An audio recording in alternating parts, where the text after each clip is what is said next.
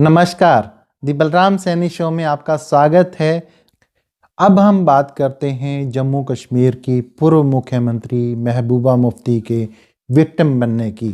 जी हाँ, जो महबूबा मुफ्ती कुछ समय पहले तक भाजपा नेताओं के साथ मिलकर सरकार चला रही थी, आज वो देश की सबसे बड़ी दुश्मन बन गई है।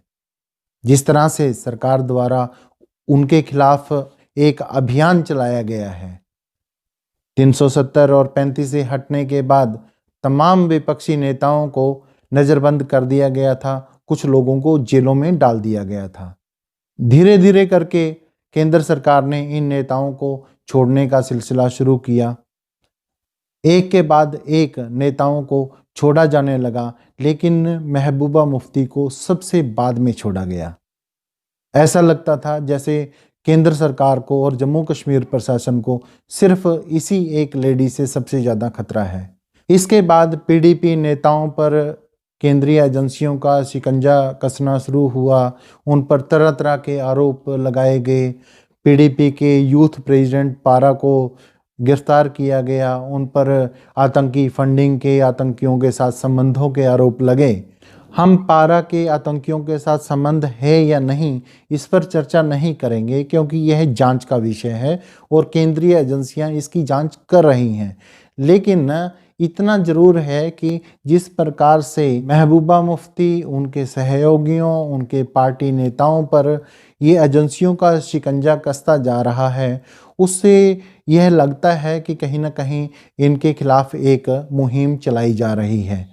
हमें याद है कि पिछली सरकारों ने जब हुर्रियत कॉन्फ्रेंस के चेयरमैन सैयद अली शाह गिलानी को लगातार नज़रबंद रखा और बार बार गिरफ्तारियां हुई, ना ही उनको बाहर जाने की अनुमति थी, ना ही वो किसी जनसभा को संबोधित कर पाते थे, तो उस दौरान लगातार एक ऐसा माहौल बनता चला गया घाटी के अंदर भी और बाहर भी कि एक व्यक्ति को जो है वो लगातार परेशान किया जा रहा है और उसको इसकी सहानुभूति मिली।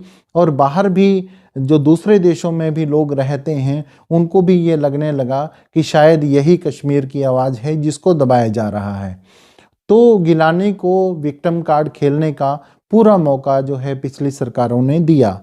अब यही चीज़ जो है वो महबूबा मुफ्ती के साथ हो रही है।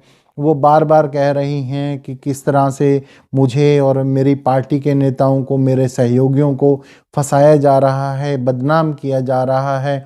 अब उनके पिता की कब्र को लेकर भी बात हो रही है। वो कह रही हैं कि उनके पिता की कब्र का ऑडिट किया जा रहा है। महबूबा मुफ्ती की देश में कुछ भी छवि हो, लेकिन मुफ्ती मोहम्मद सईद देश के गृह मंत्री रहे और बहुत सारे केंद्रीय नेता जो है उनके सहयोगी, उनके दोस्त रहे हैं और उनको एक अलग रूप में मानते हैं, उनको एक सुलझे हुए नेता के तौर पर याद करते हैं। अब केंद्रीय एजेंसियों पर मुफ्ती मोहम्मद सईद की कब्र को लेकर जिस प्रकार के आरोप लगाए जा रहे हैं, वो कोई अच्छा संकेत नहीं है।